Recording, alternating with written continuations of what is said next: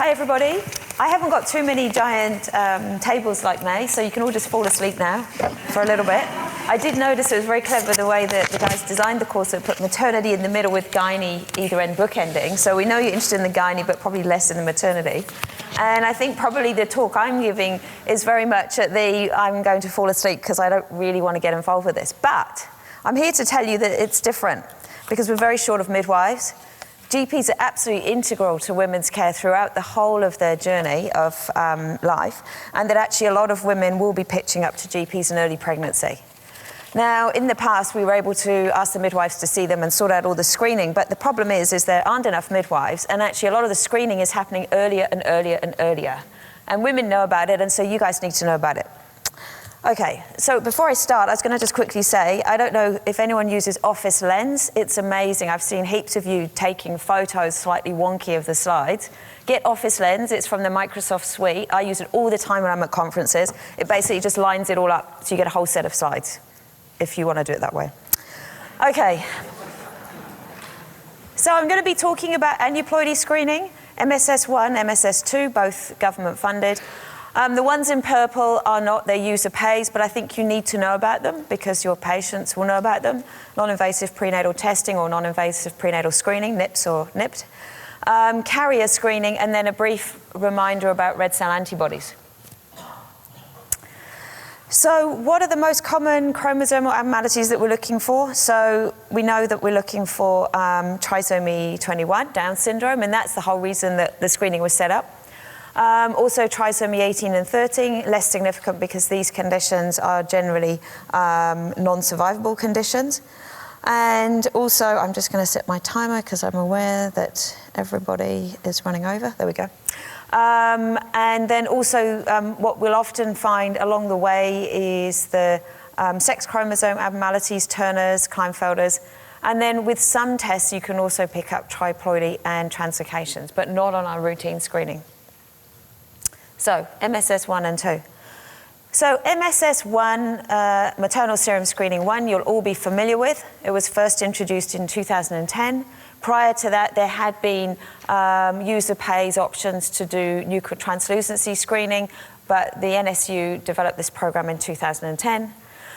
This comprises of an ultrasound, the nuchal translucency, and a blood test. And I'd like to applaud Fiona on her recommendation about putting lots of information on an ultrasound request form. As someone who performs ultrasounds as well as seeing women with complex pregnancies, it's really difficult when you have an ultrasound request form that says, screening scan please, or growth please. It's really useful if I hear SLE, hypertension, growth scan, because it gives me a bit of an idea of what's required.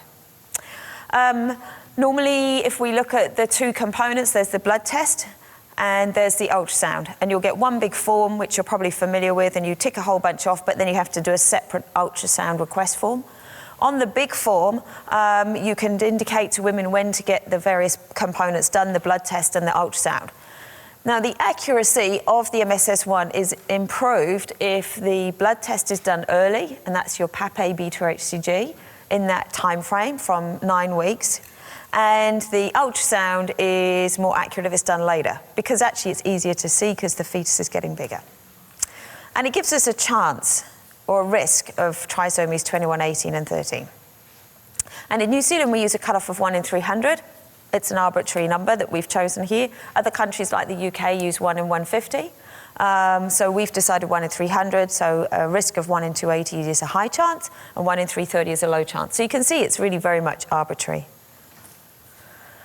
So the MSS2 was introduced at the same time, so the two tests were both developed and introduced in 2010. This is not COVID, I had a rat test yesterday. It's a blood test only, and basically the idea was it's kind of a backup test. So it's for those women where either the nuchal cannot be performed for reasons of technical maternal size, or that actually the woman books too late to have the MSS1. And it's from 14 weeks up to 20 weeks. And that's really important because I'll often see somebody who's had an anatomy scan at 18 weeks, and maybe something's being seen, some subtle findings like a sandal gap toe, a few sort of soft markers. And then you see her at sort of 20 weeks by the time the referral comes through, but nobody's offered her an MSS2, which would have potentially made the counselling and the assessment a bit easier. It also gives the same chance, and the result comes in the same way. So for these women, they may be ones that you are seeing because they may pitch up that they've been to their pre-pregnancy counselling with May. She said, just get on some contraception and wait, and they've gone away, and then they've had, a whoopsie, and they've now turned up. Or they've seen Fiona for their endometriosis, and they've said, well, I will have that laparoscopic surgery. They've had it, and then they're pregnant, but they didn't realise. So you may see these women. Just a quick picture just to show all the various different components of what we're testing in the two tests, but I don't think you need to know that. So what changes are happening? So I sit on the National Screening Unit Technical Working Group, and what we have tried to do over the last 5 years is actually make the MSS1, the MSS2, and the results that you get relevant, straightforward, and to take away some of the uncertainty and iatrogenic sort of problems that we've created with some of the results that we give.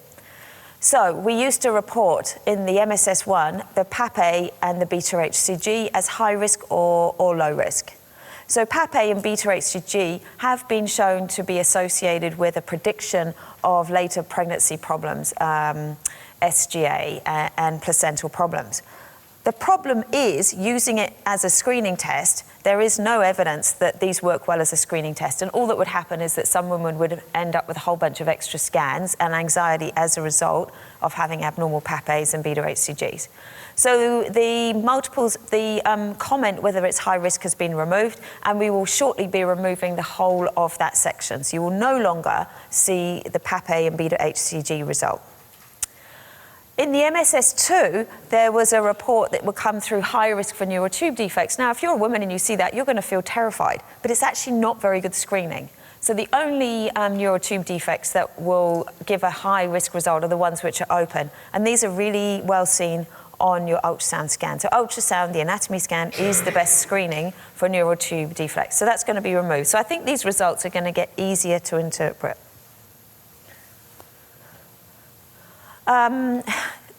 One of the major causes of inaccuracy is actually the ultrasound. If you think about all of the rest of it, it's generally in the laboratory. And the lab team will tell us that their processes are really good, that actually when they analyse what they're doing, it's actually very consistent and very few errors. So the majority of the errors are the human ones, of course, and they come from ultrasound.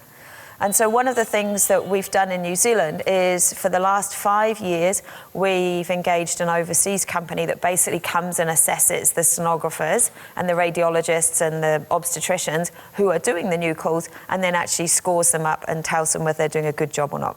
So I get every 6 months, I get a score to tell me, am I in the green zone or amber or red? Luckily, I've never been in the red, because that's not good. But then we've got a whole process of performance managing people after that. The other area of inaccuracy is the history. Now, this is a bit where it's really important. If you're a GP and you're seeing a woman and you're giving her the forms for the MSS1 or MSS2, that you actually fill everything in. So all the stuff I've got up on there is actually information that the laboratory pop into the program that's actually incorporated into the algorithm to give the result. If you leave it blank, it'll just take a generic approach to it. But if you put the information in, it will actually alter the result the woman gets and make it more accurate. So please do remember to put that information in. So that's MSS1, MSS2, super quick because we're all familiar with it. I'll move into non-invasive prenatal testing. So I don't need to tell you about what a cell looks like or where DNA comes from or how it's folded up in a chromosome. There we go. I don't even need to tell you this, which is the top section is a karyotype, which is like all of the chromosomes spread out. They don't sit like that, obviously, but for the purposes of a lecture, they're sitting out nicely there. We've got our 23 pairs. And on the bottom, you'll be able to see that you've got a female karyotype on the left-hand side with 3 21s, trisomy 21, and on the right-hand side, trisomy 18. So just going back to the way that the pregnancy will develop, what we'll start with is a fertilized egg. It will divide and divide and divide until you've got a ball of cells. And then from that ball of cells, you're going to then get your two components of the pregnancy. You're going to get the fetus, and then you're going to get the placenta and membranes. And that's what we utilize when we're using this NIPT technology. Is we use the fact that the placenta is genetically the same as the fetus, and that's when we do a CVS. 1 minute left. Is that right? 1 minute. Okay, all right. Oh my God, I better hurry up. Okay, I thought I was going quite fast. Really? Okay. Okay, right, okay. So what happens is you get sloughing of the villi, and the villi go into the maternal circulation. So here we can see the little white fragments of DNA into the maternal circulation, but there's also fragments of the maternal DNA. So our cells are circulating all the time and breaking down. What they do in the laboratory is they take all these fragments and they use clever stuff called next generation sequencing and amplification to give us a lot of fragments of DNA from maternal and fetal origin. I'm going to have to just skip over this. Okay. Okay, so that gives us our NIPT result. So the NIPT is a test, which is a blood test. It's taken from 10 weeks gestation. And what it does is it takes the fragments of DNA, maternal and fetal, but then analyzes it in a way that gives a risk of trisomies. It is much better at detecting trisomies and aneuploidy than our MSS 1 and 2, which are good. They're really good, but it's way better. So as you can see, it's going to detect the vast majority of babies or pregnancies which have a trisomy. And it's less likely to have a screen positive result. And so if it's got a high chance result, there's a very good chance that will correlate to the test, the amniocentesis, showing that that fetus has it. So the positive predictive value for trisomy 21 is around 90%. So if a woman goes and has the NIPT, and given that at 10 weeks she may be coming to her GP and she may come back at 11 weeks with her result, then actually there's a 90% chance that that woman actually has a fetus of trisomy 21. But it's not 100%. And so for that reason, it's really important that a woman who has an NIPT done that shows a high chance result is actually referred on to have an invasive test to confirm that. Carrier screening. This is new for New Zealand and Australia, and our college is actually recommending it's offered to women. So it puts us in a position as obstetricians in a tricky spot because, again, it's a user pays option. And the conditions that we're recommending to screen for are cystic fibrosis, spinal muscular atrophy, and fragile X. Now, these conditions, if the mother is a carrier, the next step is to check the father. If the father is also a carrier, then actually we don't have a non-invasive test at this time. The only way to actually determine if that fetus has one of these conditions is an invasive test to CVS or amnio. This is much better done pre-pregnancy. So when they're seeing May, and when they're seeing you for a pre-pregnancy checkup, this is the time to talk to them about having carrier screening. And the last topic is red cell antibodies, which is old as the hills. We all know about this. Just a wee reminder that if you do that first blood test and you have some antibodies, then you can refer them on to fetal medicine, or you can recheck them. Now, NZBTS are really great. They have a rider at the bottom that actually tells you what to do. It tells you, recheck. The three that are asterisks are the ones which cause the most problems, they cause the severest issues. And the KEL is one which is usually not an issue because usually everyone is KEL negative. So 1 in 80 women. So it could happen that you would do a screening and find that the woman has red cell antibodies.